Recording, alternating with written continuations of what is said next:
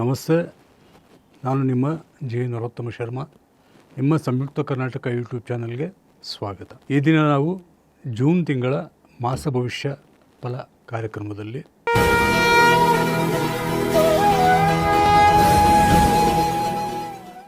ಮೀನರಾಶಿ ಸಂಜಾತರಿಗೆ ಎಲ್ಲ ರೀತಿಯಲ್ಲೂ ಸಹಿತ ಬಹಳಷ್ಟು ಒಳಿತುಂಟಾಗಲು ಗ್ರಹಗಳ ಶುಭಾನುಗ್ರಹವೇ ಕಾರಣವಾಗಲಿದೆ. ಏಕೆಂದರೆ ಈ ತಿಂಗಳ 2ನೇ ತಾರೀಕಿನಿಂದ ಮೀನರಾಶಿ ಸಂಜಾತರಿಗೆ ಪಂಚಮ ಗುರುವಿನ ಶುಭ ಗೋಚಾರ ಫಲ ಆರಂಭವಾಗಲಿದೆ. ಜನ್ಮದಲ್ಲಿಯೇ ಸಹಿತ ಶನಿಯ ಸಂಚಾರವಿದ್ದರೂ ಯಾವಾಗ ಪೂರ್ವ ಪುಣ್ಯ ಸ್ಥಾನದಲ್ಲಿ ಗುರು ಸಂಚರಿಸುತ್ತಾನೋ, ಅದರಲ್ಲೂ ಗುರುವು ಕರ್ಕಾಟಕ ರಾಶಿಯಲ್ಲಿ ಉಚ್ಚತ್ವವನ್ನು ಪಡೆದುಕೊಳ್ಳುತ್ತಾನೆ. ಯಾವಾಗ ಉನ್ನತವಾದಂತಹ ಗುರುವು ಪಂಚಮದಲ್ಲಿ ಸಂಚರಿಸಲು ಆರಂಭವಾಗುತ್ತದೋ ಆಗ ಮೀನರಾಶಿ ಸಂಜಾತರಿಗೆ ಸಕಲ ರೀತಿ ವಿಧಗಳಲ್ಲೂ ಗುರು ಒಳ್ಳೆಯದನ್ನೇ ಮಾಡುತ್ತಾ ಹೋಗುತ್ತಾನೆ. ಹೀಗಾಗಿ ಜೂನ್ 2ರಿಂದ ಅಕ್ಟೋಬರ್ 30ರವರೆಗೂ ಮೀನರಾಶಿ ಸಂಜಾತರಿಗೆ ಸಾಡೆ ಸಾತಿ ಶನಿಯ ಪೀಡನೆಯ ತೀವ್ರತೆ ಅಷ್ಟಾಗಿ ಕಾಡಲಾರದು. ಜೂನ್ 2ರಿಂದ ಅಕ್ಟೋಬರ್ 30ರವರೆಗೂ ಮೀನರಾಶಿ ಸಂಜಾತರಿಗೆ ಎಲ್ಲ ವಿಚಾರಗಳಲ್ಲೂ ಯಶೋ ಜಯ ಹಾಗೂ ಅತ್ಯಧಿಕ ಲಾಭ ತಂದುಕೊಡುವಂತಹ ಶುಭ ಕಾಲವಾಗಲಿದೆ ಎಂದೇ ತಿಳಿಯಬೇಕು. ಆರೋಗ್ಯದಲ್ಲಿಯೂ ಸಹಿತ ಮೀನರಾಶಿ ಸಂಜಾತರಿಗೆ ಚೇತರಿಕೆಯಾಗಲಿದೆ. ಉತ್ತಮ ಆರೋಗ್ಯ ಭಾಗ್ಯವನ್ನು ಪಡೆಯಲಿದ್ದೀರಿ. ಮಾನಸಿಕವಾಗಿಯೂ ನಿಮಗಿದ್ದಂತಹ ಎಲ್ಲ ರೀತಿಯ ಋಣಾತ್ಮಕ ಯೋಚನೆಗಳು, ಚಿಂತೆಗಳು ನಿವಾರಣೆಯಾಗಿ ಮಾನಸಿಕವಾಗಿ ನೀವು ಮತ್ತಷ್ಟು ಹೆಚ್ಚಿನ ಸದೃಢತೆಯನ್ನು ಪಡೆಯಲಿದ್ದೀರಿ. ಕೌಟುಂಬಿಕ ಜೀವನದ ಸಮಸ್ಯೆಗಳೂ ಸಹಿತ ಪರಿಹಾರವಾಗಲಿದೆ. ವೈಯಕ್ತಿಕ ಜೀವನದ ಸಮಸ್ಯೆಗಳೂ ಸಹಿತ ನಿವಾರಣೆಯಾಗಲು ನಿಮಗೆ ಗುರುವಿನ ಶುಭಾನುಗ್ರಹದಿಂದ ಮಾರ್ಗಗಳು ತೆರೆದುಕೊಳ್ಳುತ್ತವೆ. ಹಣಕಾಸು ವಿಚಾರದಲ್ಲಿಯೂ ನಿಮ್ಮ ನಿರೀಕ್ಷೆಗಿಂತ ಹೆಚ್ಚಾಗಿಯೇ ಉತ್ತಮ ಶುಭ ಪ್ರತಿಫಲಗಳನ್ನು ನೀವು ಪಡೆಯಲಿದ್ದೀರಿ. ಹಾಗೂ ನಿಮ್ಮ ಒಂದು ಯೋಜನೆಗಳಿಗೆ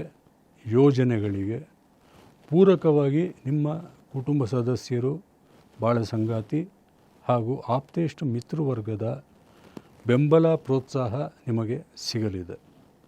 ಸಾರ್ವಜನಿಕ ಜೀವನದಲ್ಲಿರುವಂತಹ ಮೀನರಾಶಿ ಸಂಜಾತರಿಗೂ ಇದು ನಿಜವಾಗಿಯೂ ಶುಭದಲ್ಲಿಯೇ ಉತ್ಕೃಷ್ಟವಾದಂತಹ ಕಾಲವೆಂದು ಹೇಳಬಹುದು.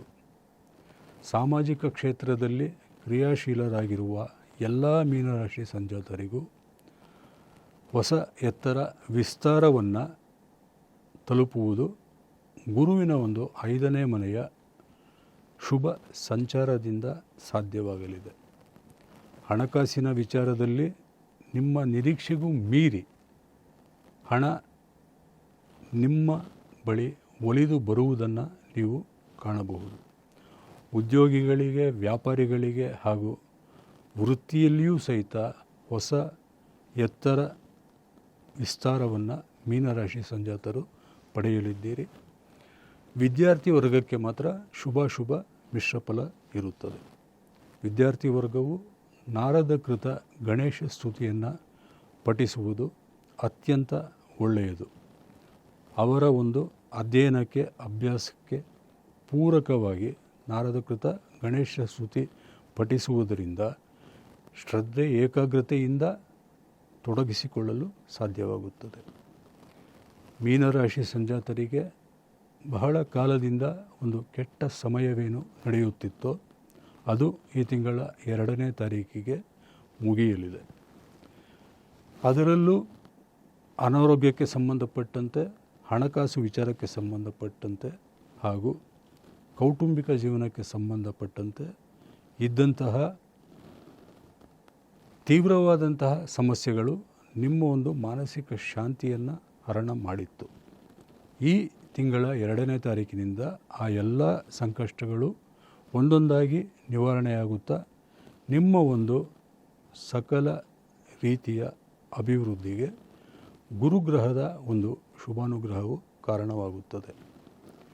ನಿಮಗೆ ಈಗ ಒಂದು ಬಹಳ ಮುಖ್ಯವಾದಂತಹ ಆಂಜನೇಯ ಸ್ವಾಮಿಯ ಪ್ರಾರ್ಥನೆಯನ್ನು ತಿಳಿಸಿಕೊಡುತ್ತೇನೆ.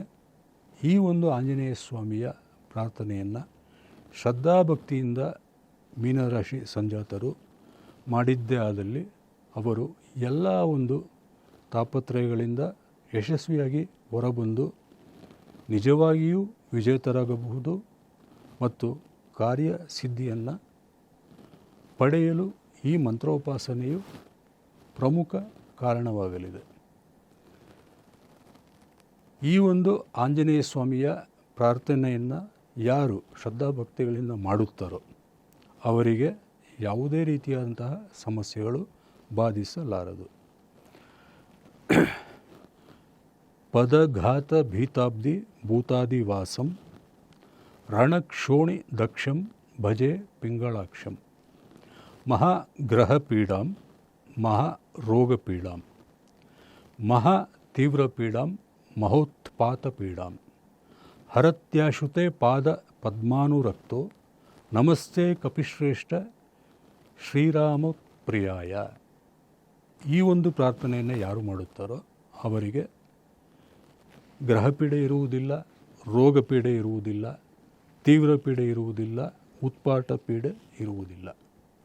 ಈ ಒಂದು ಆಂಜನೇಯ ಸ್ವಾಮಿಯ ಪ್ರಾರ್ಥನೆಯನ್ನು ಮೀನರಾಶಿ ಸಂಜಾತರು ತಪ್ಪದೇ ಮಾಡಿ. ಇದು ನಿಮಗೆ ಯಾವುದೇ ರೀತಿಯ ರೋಗಪೀಡೆ, ಗ್ರಹಪೀಡೆ, ತೀವ್ರ ಪೀಡೆ ಮತ್ತು ಉತ್ಪಾತ ಪೀಡೆಗಳಿಂದ ನಿಮ್ಮನ್ನು ಪಾರು ಮಾಡುತ್ತದೆ ಮತ್ತು ನಿಮಗೆ ಎಲ್ಲ ರೀತಿಯ ಒಳಿತನ್ನು ಉಂಟು ಮಾಡುತ್ತದೆ. ಕಾನೂನಾತ್ಮಕ ಹೋರಾಟದಲ್ಲಿಯೂ ಸಹಿತ ನಿಮಗೆ ಗೆಲುವು ಸಿಗಲಿದೆ. ಕೋರ್ಟಿನ ತೀರ್ಪು ನಿಮ್ಮ ಪರವಾಗಿ ಬರಲಿದೆ. ಮೀನರಾಶಿ ಸಂಜಾತರ ಯಾವುದೇ ರೀತಿಯಾದಂತಹ ಸಮಸ್ಯೆಗಳು ಇದ್ದಲ್ಲಿ ಅವು ಪರಿಹಾರವಾಗಲು ಪ್ರತಿನಿತ್ಯವೂ ತಪ್ಪದೆ